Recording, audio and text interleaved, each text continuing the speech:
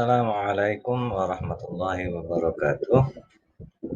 Sebelum kita sama-sama belajar di hari ini, kita awali pertemuan kita dengan sama-sama berdoa dan berniat agar kiranya apa yang kita pelajari senantiasa diberi petunjuk oleh Allah, dan nanti apa yang kita dapat semoga dijadikan ilmu yang bermanfaat dan tentunya diridhoi oleh Allah Subhanahu wa taala.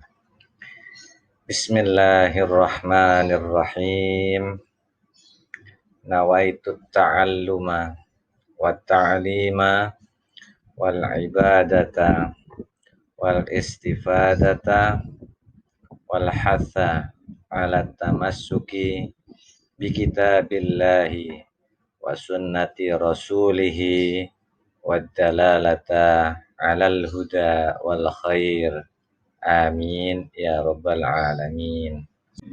Untuk pertemuan pertama di semester genap ini, kita masih akan melanjutkan bahasan pada semester yang lalu. Untuk pertemuan kali ini, kita akan bersama-sama membaca dan mempelajari tentang surah An-Nasr, ya. Dan seperti biasa, bagi kalian yang belum berwudu, maka berwudulah terlebih dahulu, karena apa yang akan kita baca ini adalah kalam Allah, ya. Kemudian yang belum menutup aurat, tutuplah aurat kalian. A'udzu billahi minasyaitonir rajim. Bismillahirrahmanirrahim. Idza jaa nasrullahi wal fath wa ra'aitan nasa yadkhuluna fi dinillahi afwaja fasabbih bihamdi rabbika wastaghfir innahu kana tawwaba. Surat yang tadi kita baca adalah surat An-Nasr, ya, yang merupakan surat ke-110 dalam Al-Quran.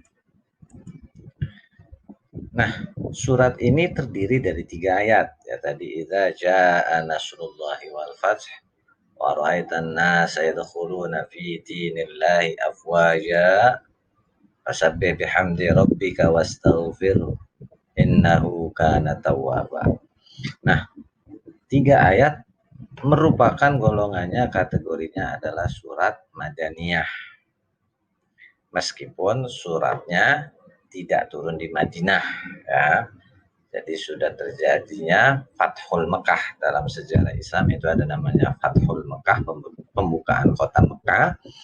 Nah, setelah Fathul Mekah, jadi Nabi dari Mekah hijrah ke Madinah selama kurang lebih 10 tahun, lalu ada peristiwa penaklukan kota Mekah.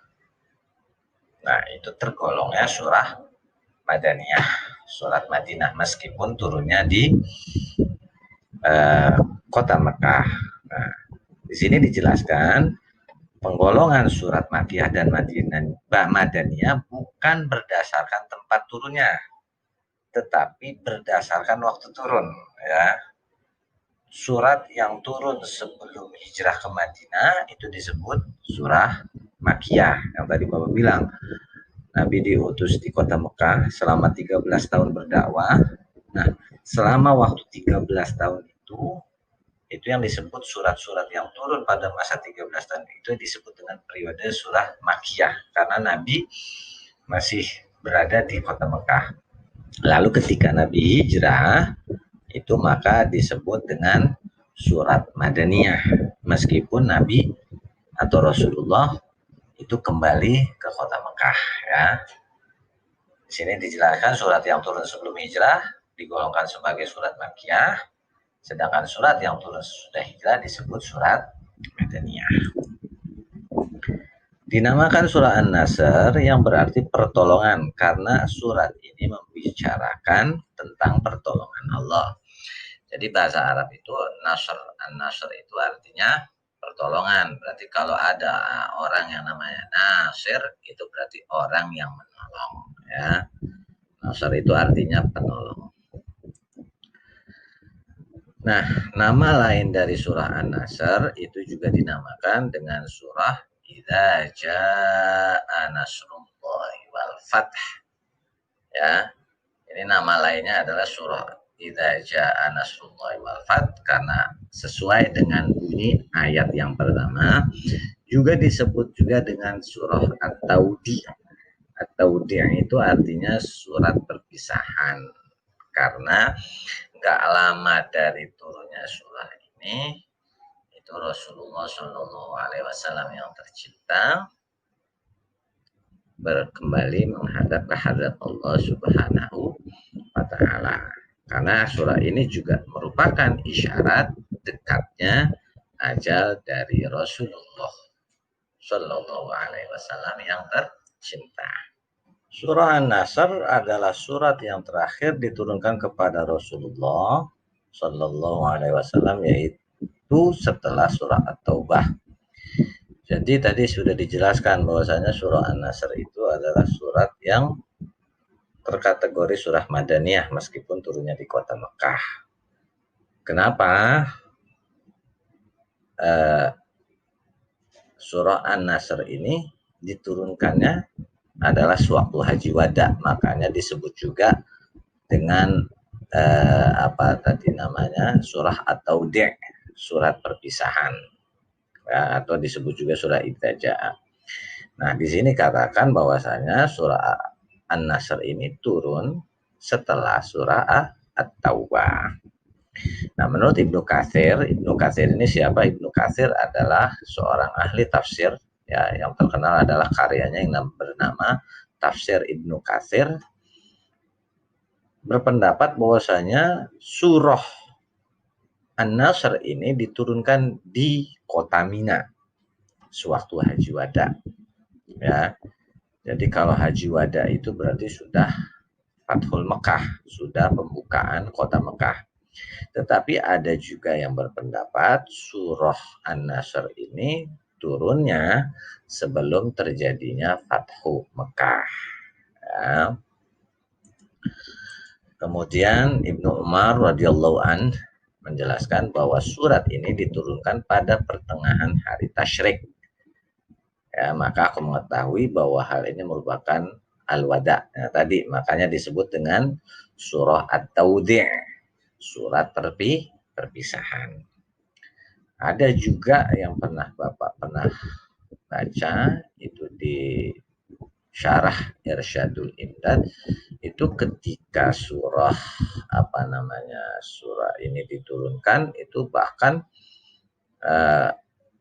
Khalifah Abu Bakar pada saat itu belum menjadi khalifah, itu sampai menggendong bapaknya agar memeluk Islam pada saat terjadinya Fathu Mekah. Makanya idza jaa nasrullahi wal fath, apabila telah datang pertolongan Allah dan pembukaan kota Mekah, Fatah, ya. Wa ra'aitan nasa yadkhuluna fi dinillahi afwaja, dan kamu melihat pada hari itu orang-orang pada masuk ke agama Allah dengan berbondong-bondong. Jadi pada saat terjadinya Fathu Mekah itu orang yang ada di Mekah berbondong-bondong memeluk agama Islam karena betapa tingginya akhlak Rasul. Ketika menaklukkan kota Mekah, tidak ada korban apapun, baik korban material apalagi korban jiwa. Itulah ketinggian dari akhlak dari Rasulullah Shallallahu Alaihi Wasallam. Nah, dengan berbondong-bondongnya orang pada memeluk agama Islam, maka disinilah turun surah An-Nasr. Adapun untuk penugasan, passwordnya adalah hari Tasyrik. Apa itu hari Tasyrik? Hari Tasyrik adalah hari setelah 10 Zulhijjah. Tanggal 11, 12, 13 Zulhijjah itu adalah hari tasyrik. Mungkin itu saja yang bisa Bapak sampaikan di pertemuan kali ini. Dan untuk mendukung program pemerintah, kembali diingatkan untuk kita peduli terhadap 3M atau mempraktekkan 3M dalam menghindari COVID. Ini merupakan sebaran yang diberikan oleh Satuan Satgas Penanganan COVID ya di Republik Indonesia. Yang pertama tentu saja iman dengan menjalankan ibadah sesuai waktunya, dengan khusyuk, dengan tulus semata-mata karena Allah. Kemudian juga ingat menjaga keamanan diri kita, yaitu protokol kesehatan, menggunakan masker, menjaga jarak, menghindari kerumunan, dan tentunya mencuci tangan. Adapun untuk imun tubuh, olahraga yang teratur, istirahat yang cukup, tidak panik, dan tentunya makan dengan makanan yang halal dan bergizi. Dan seperti biasa, pesan Bapak kepada kalian semua, ingat 3 hal, yaitu sholat, jujur, dan bertanggung jawab. Dengan tambahan, bantulah dan berbaktilah kepada kedua orang tua, agar kiranya kalian menjadi putra-putri yang senantiasa bukan hanya mendapatkan ridho orang tua, dan tentunya mendapatkan ridho dari Allah Subhanahu wa Ta'ala. Mungkin itu saja yang bisa Bapak sampaikan. Kita akhiri dengan kafaratul majlis. Subhanakallahumma wa bihamdika asyhadu an la ilaha illa anta astaghfiruka wa atubu ilaik. Wassalamualaikum warahmatullahi wabarakatuh.